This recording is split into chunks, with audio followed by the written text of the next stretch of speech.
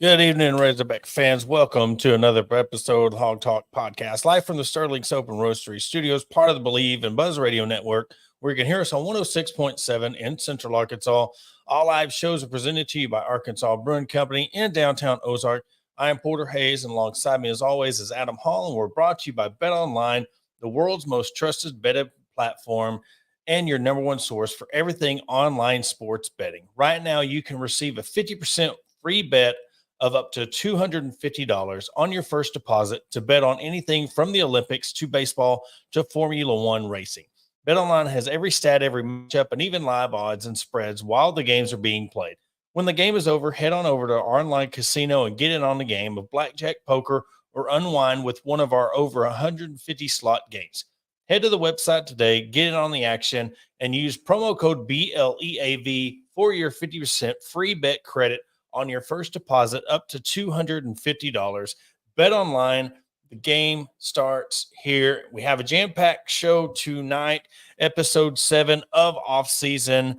We're going to talk everything from fall camp, people swinging helmets, Olympics, and at 7 o'clock, we'll have Dr. Justin Voris on to talk about Hogs and Health, presented to you by Vision Exteriors. Want to thank them for presenting the show tonight. Adam, I know you were tuned into the Olympics today. I seen where Serbia was up pretty big, and Curry went off, brought them back to take on France. And I tell you what, it doesn't matter what this Team USA does. I know he had a triple-double, but man, these LeBron stands, I mean, they're just anything they can do to try to make. I mean, they even took a picture of Jordan's son doing coke to make the GOAT argument. that is where they're going with this. But Curry went off, beat Serbia. They take on France in the gold medal game. And I'll tell you what, that would have to be an electric atmosphere in Paris, USA, France for the gold. It's going to be an interesting game. You know, the whole GOAT conversation, and it's never going to end. No. But it's one of those things like I've stood firm on. Everybody, you have your GOAT. This person has this GOAT.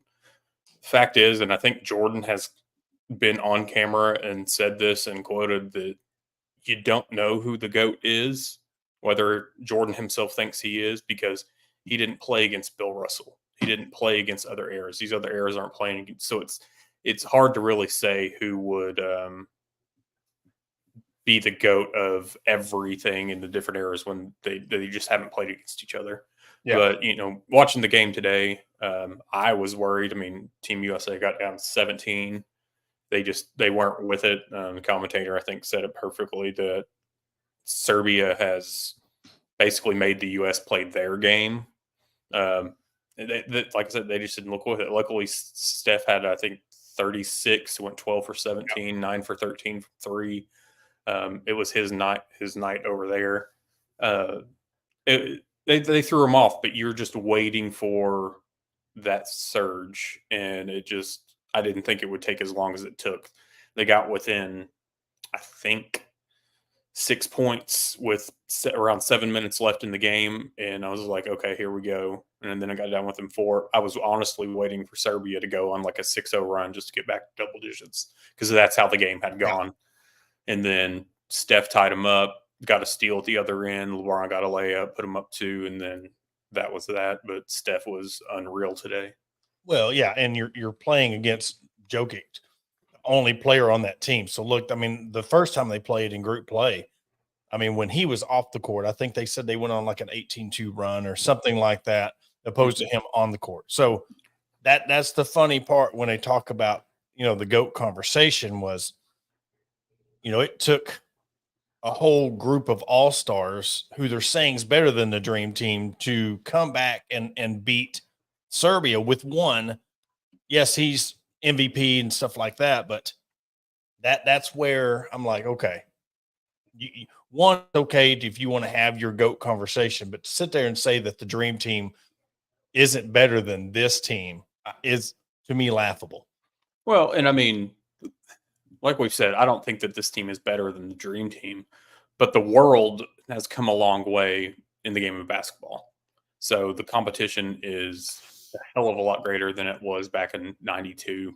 It is on the aspect of you Jokic MVP, but there's still just sprinkles of this. It's not like you have another country out there that has 4 all-stars, 5 all-stars. No, yeah, it's definitely So sprinkled it around. is overall, yes, it is Yeah. the world. So when you put the world, yes, they've come a long ways, but you still can't. I mean, freaking Arvidas Sabonis was killer. I mean, everybody underestimates him and Kukoc.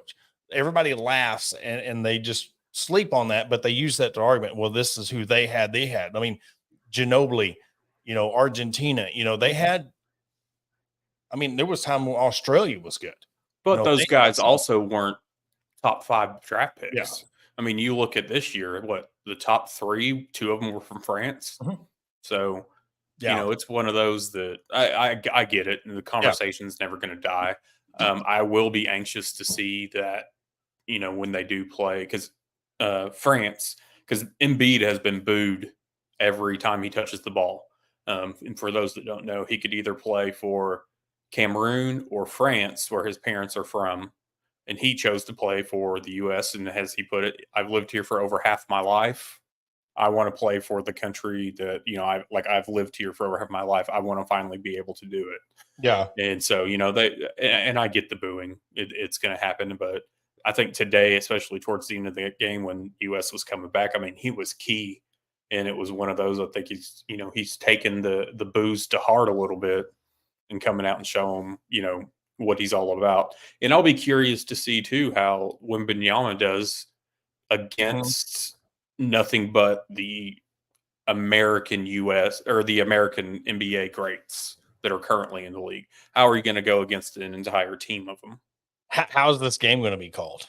FIBA rules and you're playing against France. I mean, let's we know that they're already going to be out there. It's going to be kind of against them, but yeah, I get what you're saying on that aspect, and I don't think.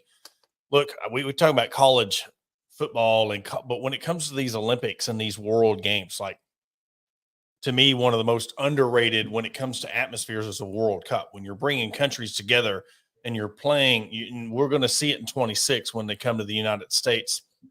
And I'm going to take my son to Dallas and we're going to watch the game, either Dallas or Kansas City. I'm going to see where the groups are set first, but we're going to go one of the games, but that is electric atmosphere. These Olympic games when, I could see why Embiid's, down about it because this ain't a team you played for in college or an NBA team. This is your country. This is a whole country that you take pride in being a part of, and they're booing you. So I get it. That would suck, but it'd be a hard decision. But could you imagine Wimbia and Embiid in the same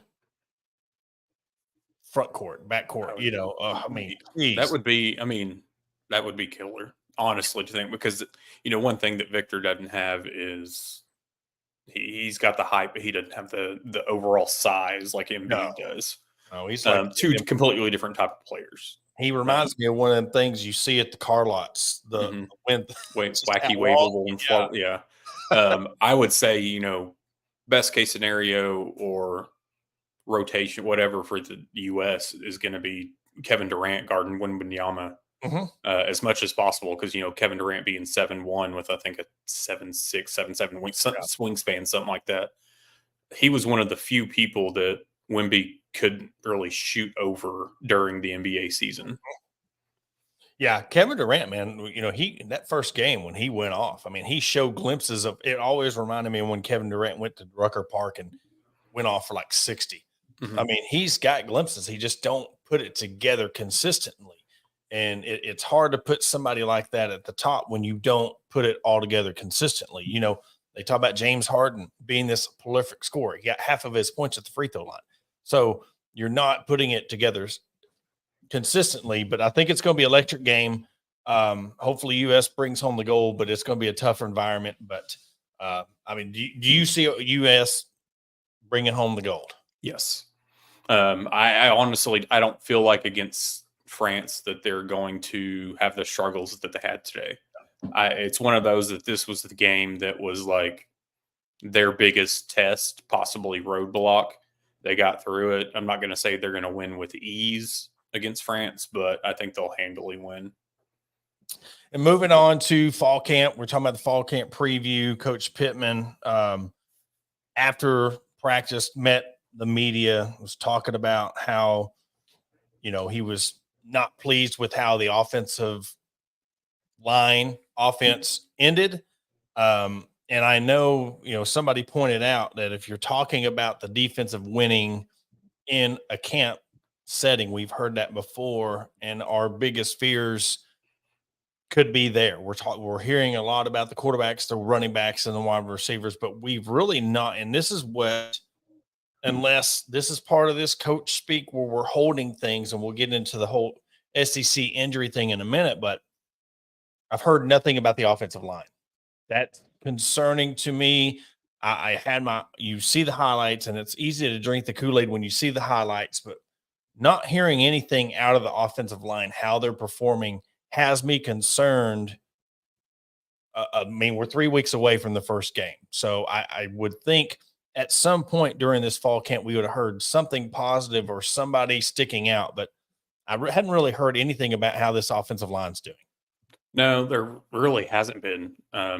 Pittman's mentioned that that's where a lot of the time, or his time has been spent, is with the offensive line. I know he's obviously been watching the ones a lot, and then working with the offensive line and Coach Mateos, but there hasn't been a whole lot other than, when he talked about moving Tykees Crawford, whether that's he feels the need or he's trying to get Tykees somewhere that he could start. I don't know what the deal with that is. But no, it's really been silent especially from this being, your main issue from the season prior. Yeah. You would think that this would be kind of like hot topic of conversation. Yeah. And that does concern me. It does kind of bring me back to ground level, as you say, because it's easy you hear the hype and you hear people saying that they're going to be top four. A lot of people are starting to jump on, I wouldn't say the bandwagon, because you're fans. You can't be on a bandwagon if you're a fan of the team or somebody who covers the team. So there's a lot of people that are high on and embracing the hog, as you should say, and talking about the offensive line competing top four. You're hearing good things out of Taylon Green. Coach Pittman was talking about Satania being even faster than what he even thought. He's talking about Taylon Green being more valuable to this team than he predicted. I mean, again, let's take it for what it's worth. Could be, coach speak, but still yet, you want them to come in, you want to praise them, you want to pump them up, you want to get them heading into the season on a positive note. And one of the other things was they were talking about, when you're replacing a guy like Cam Little, how's that going to affect and then you had one of your punters leave in the portal. How's that going to affect your special teams game? A lot of people has been on Scott Fountain and his role as the special teams coach, but Pittman was talking about Devin Bell and Shipley and talking about how they've had a really good camp. Shipley hit one from 51 yards out today at the end of camp. But my biggest thing is Satania and Braylon Russell. Braylon Russell is poised and set from all things coming out of camp, and what Pig Trail Nation was reporting after the camp today. He's set to really, and Adam, I think you'd even mentioned it too, of really using him in that rotation, really getting into that, maybe go to the Wildcat, maybe bring something in. And of course, Jackson, from Utah, but that goes into, they were held out, and we'll get into that in just a second. Yeah.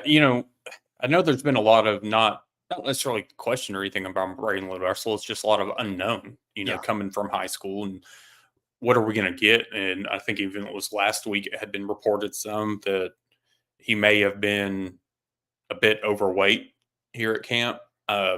Whether that's true or not, all the video I've seen, kid's quick. He's quicker than you would think for his size. So that's not anything that I've really thought much concern. I mean, 250 pounds, and that's what he's been running with, since high school. It's not like, we've talked about with Rocket Sanders adding that weight, and then how is he going to adjust to running with the added weight? This is a kid that has been at this weight for his high school career now into college. So Yeah. I don't think that's necessarily anything to work at or worry about. And I think that you've got 3 different types of running backs that can complement each other in different ways. And I think you can benefit that because that's different ways you can plug them into your offense.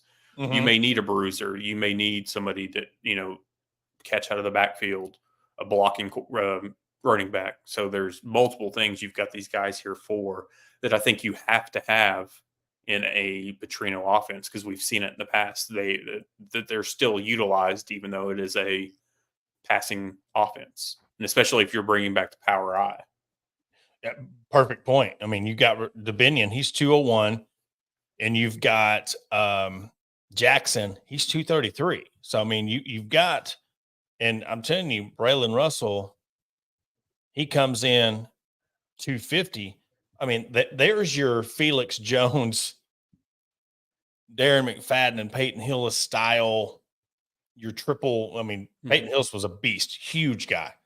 Darren McFadden had a massive upper body, had little chicken legs, and then you have Felix Jones that all around speed and was very quick. So, not saying they're going to be up to the high, but I wouldn't put them on that level. But you have that type of backfield to where, and especially with Haas and Ty Washington at tight end, look, you have the tools to have a high-powered, potent offense. And having a guy like Braylon Russell, yes, look, bring him in on the I formation, bring him in on third down situations, do something where you really need to. And I think on those short yardage situations, I like the pistol, but getting to where you can get into that I formation and you have that guy who can actually lead and hit that hole and pick up that one block or be there to pick up a missed assignment to get that 1 yard. You're not having a quarterback who hands it off or him trying to read and you got 2 guys and they got both running back and quarterback picked up. That's a loss of downs. Mm-hmm. How many first downs are they going to save or third downs are they going to save being able to line up in this I formation and hit the hole? But again, as I said, all fall camp, all season, this season relies on the offensive line. We know what they have everywhere else, but that offensive line is going to be crucial. And maybe Sam Pittman's holding out. Maybe Sam Pittman's holding out on talking about the offensive line to surprise everybody because of what we've heard from inside camp, them being really good with Carmona. I mean, you never know. So, and that goes to the next point of this SEC is making it mandatory that, or I don't know if they've set it in stone yet, if they have to, they're really looking into doing a mandatory injury report. Are you in favor of that or are you against it? What's your thoughts on that?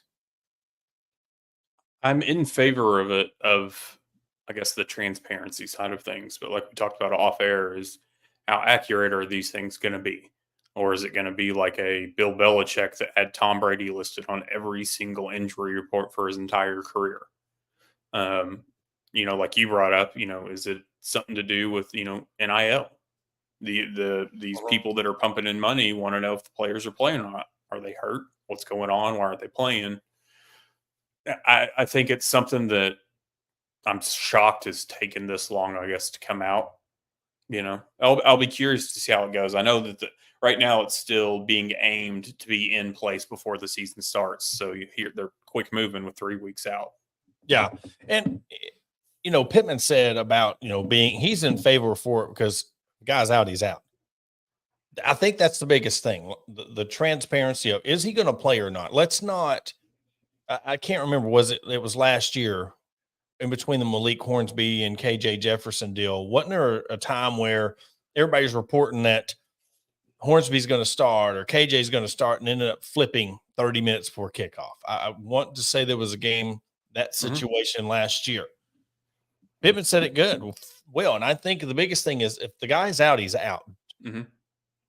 And there's people who I know mean well, and they truly don't know if the guy is going to play or not because they're waiting on that final Thursday practice or whenever the team leaves and they have the final walkthrough, if they're cleared to play. But few ruin it for many. And in this case, I think many ruin it for few because there's so much of this. let's wait till the last minute. In all honesty, in the grand scheme of this, they know who you got. They know who the guy is. What is the big difference of saying he's in or questionable or out? He's in or out. Really don't think in this day and age of college football, it's that big of an advantage to sit there and say the guy's not playing opposed to he is playing. You have so many advisors and so many coaches, these volunteer guys that are looking at them no matter what. They're looking at it as we're going to play in this way, but we're going to plan more so if he is playing. And if he's not, hey, we know what's coming with the backup. So it's not like we're still handing tape across midfield at 50-yard line, VHS tapes. There's so much going on that I think they're putting too much into this whole what's late till game time decision, blah, blah, blah. And let's focus on the task at hand.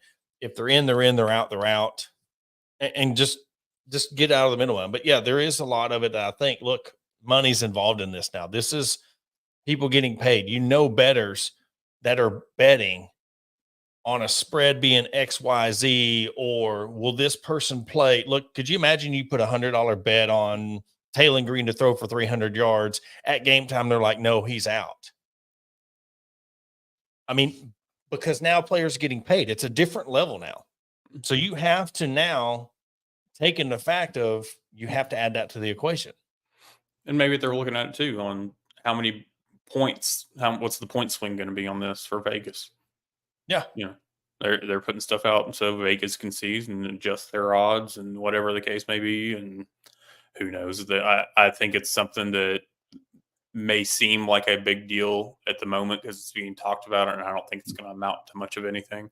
And the Big Ten, I think, implemented it last season, and they were actually pushing for it previously. And it's one of those things that I think that those things can be pencil whipped to a sense of, we've got him on here, but like Pittman said, it's you come to the game, you see who suited out, you see who goes through warm ups, and that's that it's not going to affect them in any way.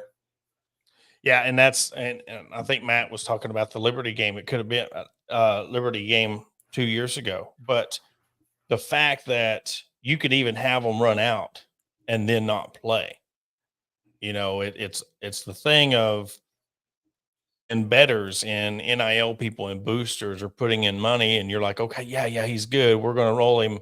Then he rolls out. He's going through warmups, and then he doesn't get to play.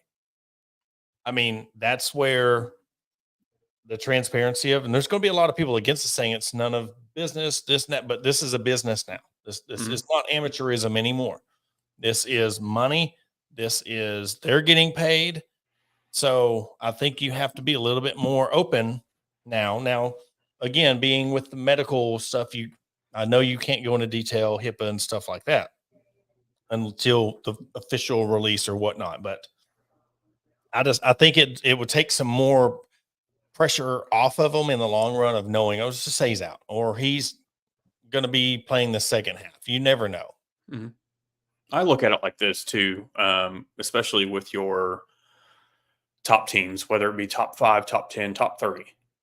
Those teams, call it like it is, they've got somebody waiting, whether it's a backup quarterback, backup running back. We've seen what Alabama's done over the years with their 4th string running back.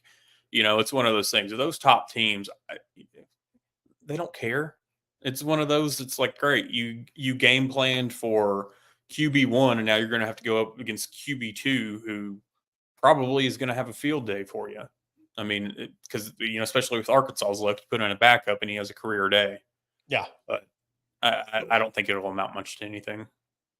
Yeah, we'll see how it goes. And again, see how this plays out. And if they do, and I don't even think, even if they try to implement, I don't think at this point you can make it go into effect this season. I think that if you do, be like, all right, starting next year, we're going to have but you never know. They might, before season starts, like, hey, look, you got to give us your injury report, because there's been too many people that's abused it. Mm-hmm. And then, I mean, on top of that, then you got guys, Ole Miss is notorious for it, falling down during the play. And they still haven't fixed that. Exactly. You should, when they start really cracking down on that part of it, sit out a whole series instead of a play, hey, he put him in concussion protocol for a series, or if he's got spasms, make sure he's getting hydrated and then bring him out. That will stop a lot of that too. I think that's honestly been the easiest fix for that part of it. That's never been addressed is you make him go sit one play. You've got to make them sit more than that. You know what? And it's one of those things that either they are hurt and they truly need to go sit off, or y'all are faking it and you need to be punished for that. So it's, you know what? If you're going to fake it, you better make sure that the person faking it is a backup that you don't have to worry about sitting out. Yeah.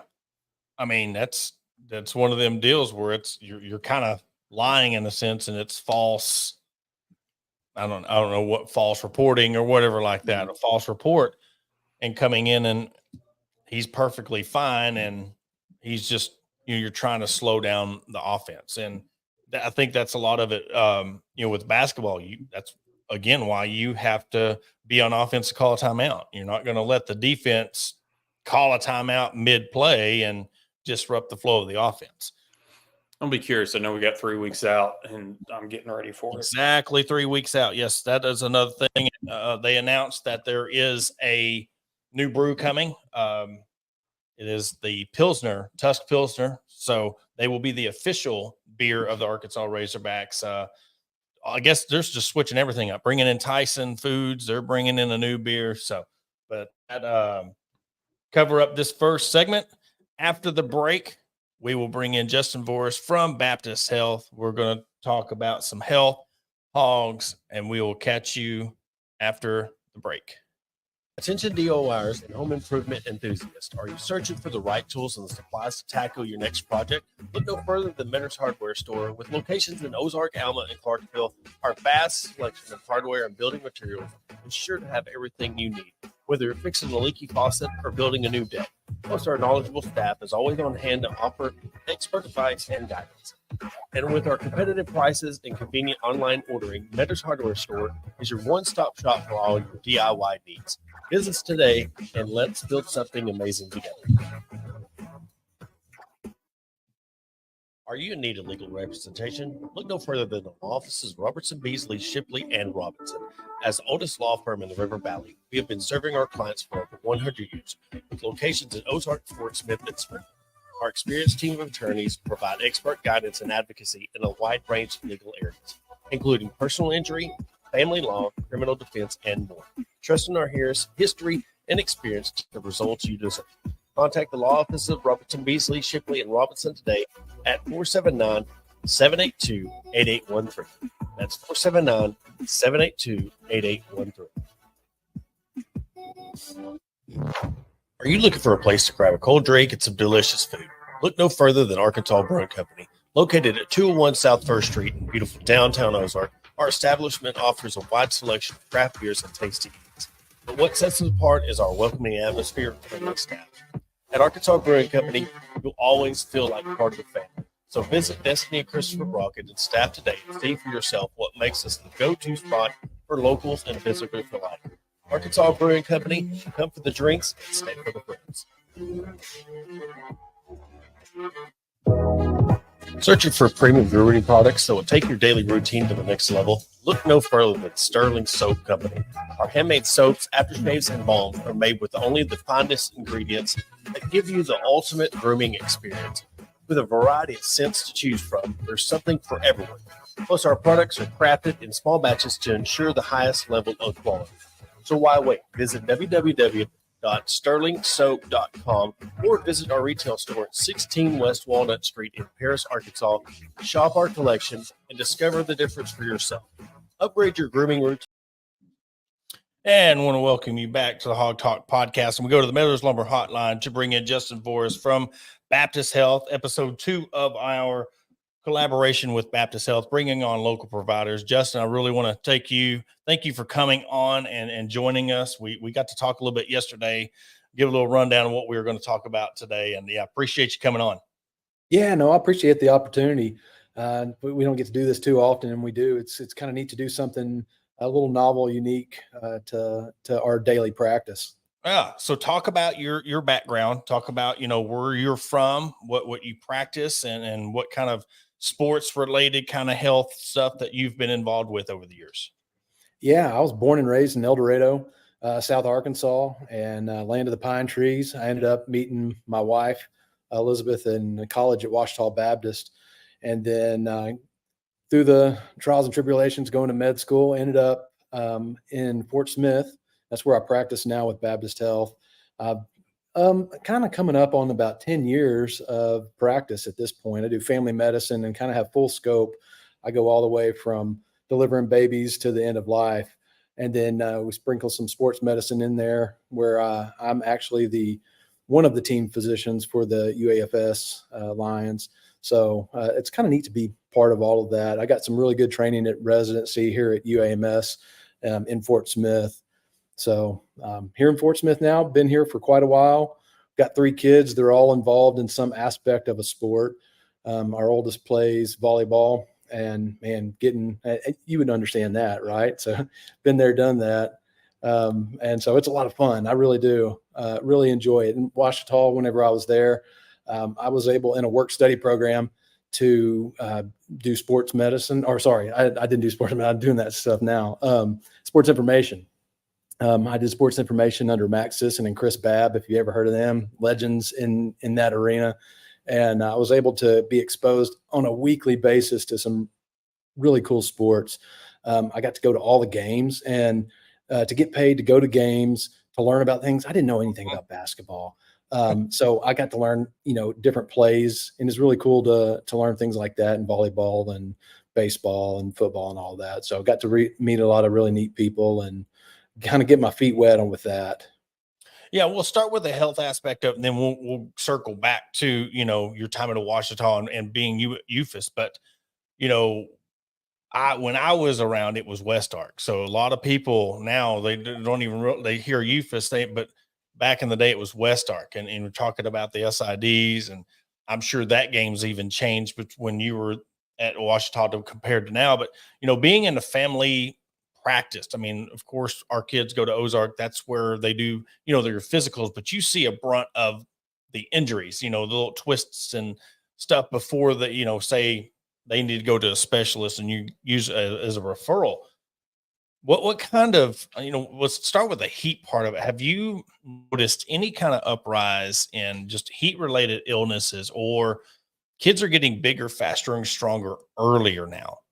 How has that played into some of these injuries where they're getting bigger and faster and stronger, but these tendons and these ligaments are just not matured enough to handle, the growth spurt that these kids are going through. I mean, you're seeing 7th graders over 6 foot tall and 200 pounds. It's just not what we're like when we were in 7th grade. Right. Yeah, no, genetics is something. And we've learned really how to train athletes these days, and it's all become kind of a science, and it's kind of neat. And it probably gets exploited a little bit. It all starts probably with just a simple physical. Kids come in and I see them for sports related physicals, and they can go many different places. They come in and I just check them on the standard AAA screenings and just go through the list. Do they have any injuries? Have they had concussions? Have they had any kind of heat related illnesses before? And if they have, especially kind of heat related, you'll see that pop back up a little bit more frequently during play. They just have to acclimate. And that's kind of the hard part. You talk with them early on and you plant the seed, probably more so in the parents to a degree, because they're a driving force for our kids. And so the coaches do a really good job. The athletic trainers do a really good job of getting to know these kids and these families and saying, hey, look, you've got to hydrate. And I teach my kids, hey, look, you've got to pre-hydrate even. They go to a summer camp every year, and there's a lot of athleticism at this camp. And my kids don't get sick and they don't get hurt or anything like that because they're drinking tons of water before they've even gotten out to participate. So if kids can pre-hydrate, that's absolutely a no-brainer. And so again, kind of starts at home with the family. But the coaches absolutely do a really good job, and the trainers, that's who we tend to work with the most, at least at the collegiate level.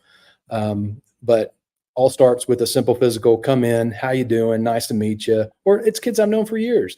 I've got some kids that are phenomenal athletes. It's really kind of cool to watch them. And you just talk to them every year and say, hey, what are you doing different this year? Are you growing? Have you gotten hurt? Any concussions? But yeah, it's just water, water, water. Yeah, my wife, she's a nurse, and me and my 3 boys, I mean, that's all we hear. And look, I never thought you could drink too much water. She drinks too much water. That's just how Yeah. she is when it comes to the water. Like, I remember we had a discussion today about she drinks too much water, that what nutrients she's getting is just getting. So she's first person I ever known in my life that she's overhydrating. So it's one of those things that it's possible. But I really wanted to ask you, you talked about the AAA, and then of course with UFIS, you're dealing with Division II. How much easier does that make your job, knowing there is protocols, there is stuff in place, like there's not that pressure of holding this kid out, or you don't have the coaches it's not like Varsity Blues where the coach is looking over your shoulder. You're following the protocols. The coaches understand that and respect that. So how's that made your job easier? It's made it a lot easier because nobody can really argue with you. You have your training, you have your background. You say, hey, this is my opinion a lot of times. But whenever it comes to protocols, they're set there to protect athletes, right? And so I really like that you can't argue with that. Some people try to skirt it a little bit, but at the end of the day, there's really no getting around it, because what's the next level? If you hurt a kid in high school, but it's kind of one of those things, they might not get to play college ball. Yes, you might win on Friday night and you might lose if that kid's not in there, but it's a team sport at the very end of it, right? So, I like these protocols. I think they're there for a reason. I don't feel like they go overboard. A lot of times people like to think they go overboard, or, people get really involved and passionate about these things. But if your kid's really good, they're going to play at the collegiate level. Somebody's going to notice them. And we got a question here, and I want to give my unprofessional answer, and then I'll let you, because look, I was stumped last week going down a rabbit hole as I'd always wanted to ask, because I've really heard that when it comes to hydration, if you're really, really super hot and you just reach down to the bottom of that jug and drink something really cold, it could really have an effect on your body. Well, I was for that. Wife was against it. Dr. Lee, he was on last week, and he was like Lee Johnson. He said, well, I haven't really heard anything about that, but if you want me to give you your answer, I will definitely make it was hilarious. Yeah. Like, if he want to make it where I was right, but I always heard that if you're really hot, you do not want to drink something really cold, because it could, make you sick, or it could, mess with your body. But again, he gave the professional answer. So I've played softball, I've played summer ball.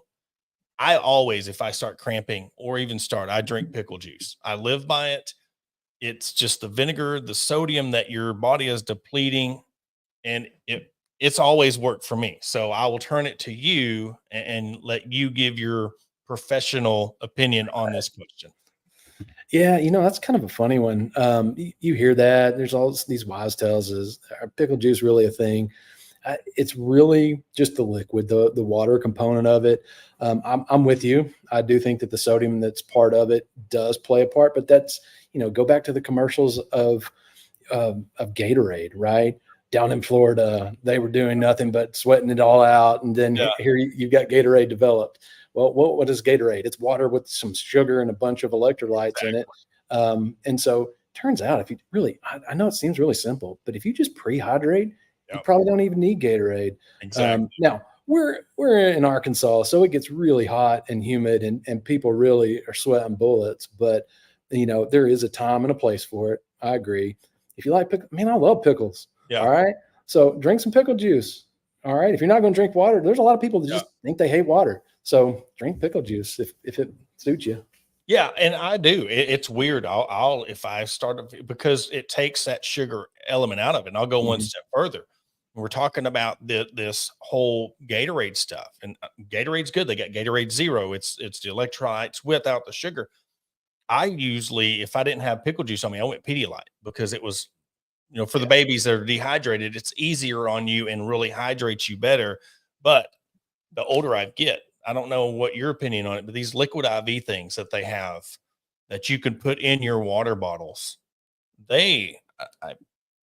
I don't know. There's just some benefits through these liquid IV things that Mhm. really help adult the next day kind of hangover things, but it keeps you Right. hydrated beforehand. But I'm Yeah. with you, and my wife's going to love you because you're talking about the water, water, water. I can't Yeah. wait for her to watch this segment.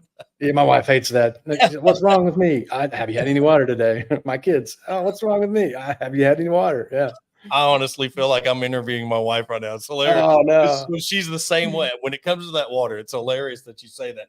But the different, you're talking about the hydration, but I want to go into, man, year-round sports. Yeah. Everybody's travel, baseball, basketball, the importance of hydrating. But really, when you're going from travel volleyball to travel softball, but there's kids playing sports year round. You know, how many, I mean, have you seen an uptick in injuries or dehydration or whatever? Because kids are just not really hydrating, but they're not really allowing themselves like rest. And when we're talking about mental rest, Mhm. physical rest, what have you seen from this uptick in travel ball year round that has had an effect on kids? So I like multi-sport athletes. I think it's really good for kids to be able to balance in one aspect of their life, and then maybe they play soccer, and then the next time they're playing volleyball, whatever the sport is. I think that they're better athletes if they're multi-sport. I don't love the year-round solid sports because it's wear and tear, right? You're using your same arm to swing over and over and over, or pitch over and over and over, and that's okay to a degree. But we've also started young, right? So I see a lot of wear and tear injuries a lot sooner than what you would expect. And by the time that, if they wanted to go collegiate or even pro, you can kind of stretch it there. But if they're wanting to go collegiate, can they make it, or have they already had a Tommy John surgery if they're a baseball kid, or a plant and pivot if they're basketball or football? And again, like you said earlier, we're growing kids a lot bigger now. So every kid on the line in high school is wearing knee braces. What's up with that? I mean, Yeah. you had one kid when we were growing up that just probably needed it because he got hit funny. And now everybody's doing it to either protect them, or they know that they're probably going to get hurt at some point. So let's just kind of help it on along a little bit. Or they were wearing that knee brace to give them an edge to kind of knee the opponent, give them extra shot to the hip, or Yeah. the cowboy. I gave up on football a long time ago. So We showed the kids like the pads and stuff and the neck rolls and just how massive these 150-pound linebackers looked with that extra pad in there. But it's one of them. You said it. You're talking about your days at Washita, and I mean, we talked about the Battle of the Ravine and just being a part of that. Your sports background, and now at UFAS. I mean, I think your time at Washita, that'd be pretty cool too. I want to go down and see that game this year. Just talk about the atmosphere of that, like actually watching the other team just walk across the street and just the pomps and circumstances of this game, and what is that game in real life to you?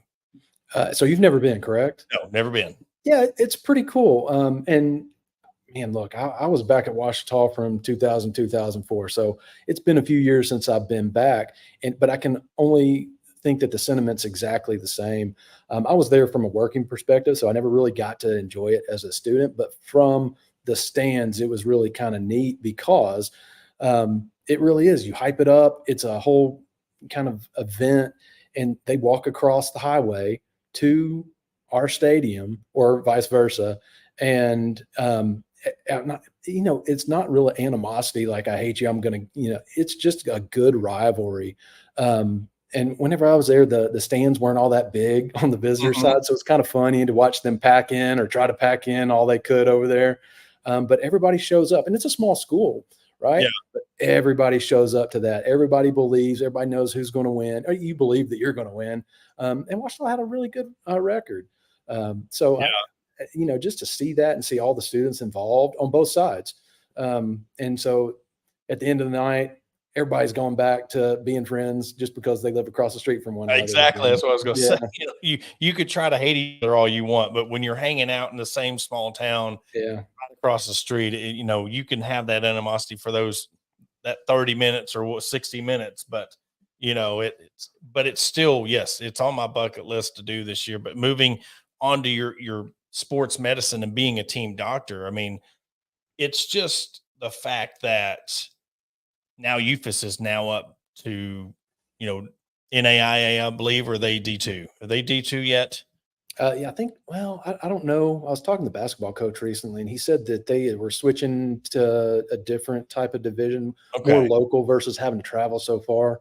But yeah, I work really kind of hand in hand with the trainers before the athletes even start. They've got certain protocols on how often they have to be seen. I go over their med history. If they have certain orthopedic conditions, we get them with the orthopedic physician, or foot conditions, we'll get them with a podiatrist. I see probably after I've, screened them all and we've done physicals, I don't want to see them. I really Yeah. don't. If I see them, that's probably not a good thing.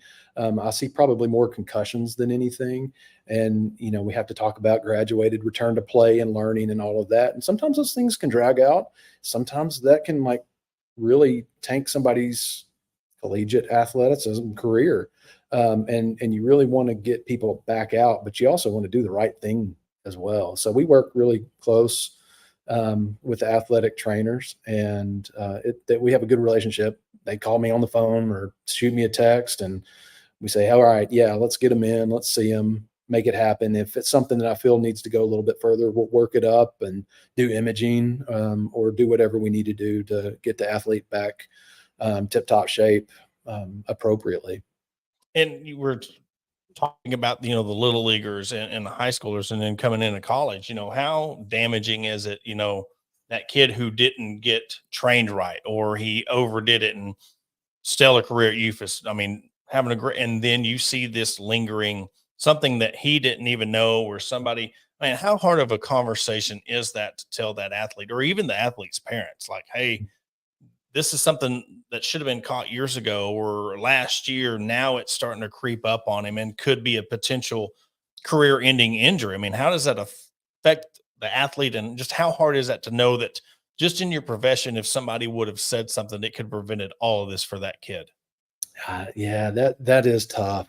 You get a lot of parent coaches, right, that have zero training whatsoever, but they believe that YouTube video they watched was the Yeah. one, right? And there's a lot of dispelling myths and rumors. I think most athletes probably know, right? And they just never told anybody. They weren't really honest about it. And then, oh yeah, that one time where I felt my knee pop or my shoulder give, or I didn't do the exact things that trainer told me to do, then I've been hurting this whole time, and it just finally gave way, a dam breaking loose, so to speak. And, I think most of them know, and they're okay with it. They don't like it. Nobody likes to get bad news or think about that. But yeah, it's tough. You just have to have very open, honest conversations with people. Well, that's my, Yeah. way about going about it. But everybody's a little bit different. I just have open, honest conversations, see what we can do, because I don't know all the answers. Okay. And that's okay. If I don't know the answer, I can find somebody who does know the answer, and we can make it happen. Yeah, and you're dealing with a collegiate athlete, so they're already Mhm. competitive as it is, and whether Right. it's men's sports, women's sports, and I'm sure you see it all around. It doesn't matter. You're getting the same kind of person that isn't going to tell you right off the bat. Yeah. They've earned their spot, or they earned that from second string to first string. They're starting now, and they don't want to prolong it or it turning into them missing out and not getting back to that first spot. But yeah, I know that's got to be tough. And I guess we'll wrap it up with just the fact that just preventative maintenance, other than, just the hydration during these summer months. But we get into, and I guess you can even go into the hydration, because everybody thinks you only need to hydrate during the summer months. I've heard, look, people lack water during the winter months because they're not getting as hot. I mean, is that time more important per se? Because again, people think just because it's getting colder outside, you don't need more hydration. But other than that, what would you say would be some good preventative for these parents to teach or look out for these kids? Because again, some of them just dropping their kids off at practice. They'll come pick them up. What can be some warning signs and some things that they can kind of look for and help prepare the kid for? Yeah. So you kind of nailed it. What are you mostly made of? Water. Yeah. So, and kids and adults alike kind of go, oh yeah, that's right. I am mostly made of water. So then once you kind of get that point across, it almost is kind of simple. But the competitiveness of it, people just want to go and play. So you start at home, you talk about hydration. You got to make sure your kid's really practice is going to make you tired. That's okay. But if they're coming home and they're not sweating, you're like, hey, you've been at practice and you're not sweating, or you're having this really bad headache, or you're really hot and you're flushed, and what's wrong with you? Or your mind's not exactly sharp. That's not normal. So you talk with the coaches. Hey, did my kid throw up at practice? Did my kid have any kind of injury or insult or anything like that? So there should be very, very clear communication between coaches and parents, number one. And then at home, you got to make sure that you're just paying attention to the little things they say. Oh yeah, my knee's been hurting. Well, why is your knee hurt? Do we need to go see somebody? Have you talked to the trainer? So it's the little bitty things that you got to pick up on and just keep it simple. So you got to have a good diet. You got to have good stretching, because a lot of injuries happen because kids didn't stretch. So you got to just make sure that you're doing all the logical right things that you've been taught from the very beginning. And the thing, step further than the hydration thing, is some people are even, like if you're thirsty, you're already on the point of where you're dehydrated. If your tongue is dry and you're at the first signs of, then you're already behind. And I think when I used to work for DirecTV, so we really took heat illness and everything serious. And they're like, if you're thirsty, or you need to hydrate the night before, because what you're using tomorrow is just replacing what. So if you're already starting off in a deficit, you could really get yourself in a bad situation, especially how hot it's been. We haven't had too bad of a summer this year, but when it's been hot, it's been really hot, and it's been more humid. I think that's the biggest thing, is the humidity here. You could lose more sweat and water in 88-degree weather than you can if it's just really, really hot outside. Right. I tell people all day about water. And then I got to thinking myself, oh man, I really don't drink that much water, because I'm in an office and I'm going from room to room. I found that I drink 32 ounces of water before 7 a.m. I don't even think about it. But if I miss that, man, I already feel like something's not right. And it helps me outside when I'm working. I don't get behind because I'm already ahead. So just apply that to sports. Yeah. And they have those big jugs that even's got the time on it. It tells you, you fill out the gallon jug, and it'll say, all right, you need to drink here by 7:30, 10:30. And it's kind of one of them reminders. So I've tried those, and I'm horrible when it comes to water. And I know, and you can tell, I mean, Dr. Johnson was on last week talking about the urine and stuff, and really talking about that's the biggest key. You need to really keep track of that. And that's the biggest tell sign. But, how you can tell on how hydrated you really are. Yeah. It's got to be clear, or straw colored. That's kind of hard. People are like, what's straw colored? Just like a light yellow. Right. But if it looks like coffee or, yellow Gatorade coming out, we got problems. Yeah. Well, Dr. Voris, we really appreciate you coming on. I talked to Dr. Johnson last week. I'm really excited about just the education we're able to have and collaborate with Baptist Health. So we really thank y'all for being a part of this, and being the fact that all these shows are recorded live. Even after the live, they can go back and watch these. So being able to highlight few tips, tricks, things that some people might not even be thinking about, and having y'all be able to come on and educate us and our listeners, it's been a blast to do so far. Yeah, I appreciate the opportunity. This is fun. Yeah, we'll definitely have to do it again, but hey, we'll let you go on that. And hope everything goes good with UFAS this year and everything with the training. And I know, again, sports medicine's growing, but so are the kids. So it's been a give or take. Yeah. All right. Hey, yes, sir. Good talking to you guys.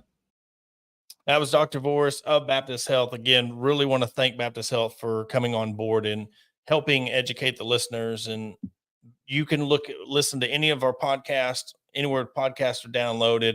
live shows you go back and watch. If you have any questions, if there's anything that on future episodes that we're not covering and you want us to ask these providers and these doctors about anything that goes on in the realm of sports, health, and wellness with the heat, but then it's going to start getting cold. We know Arkansas weather, and you're going to get all 4 stages of the weather in one day. So it's been a good 2 episodes. We're going to have much more over the next 6 months. But before we go, really want to thank our sponsors, Vision Exteriors, Sterling Soap, Baptist Health, Arkansas Brewing Company, Hillbilly Realty, Metters Lumber, Arkansas Tech University, Ozark Campus, Ozark Chamber of Commerce, Believe, and the Buzz Radio Network.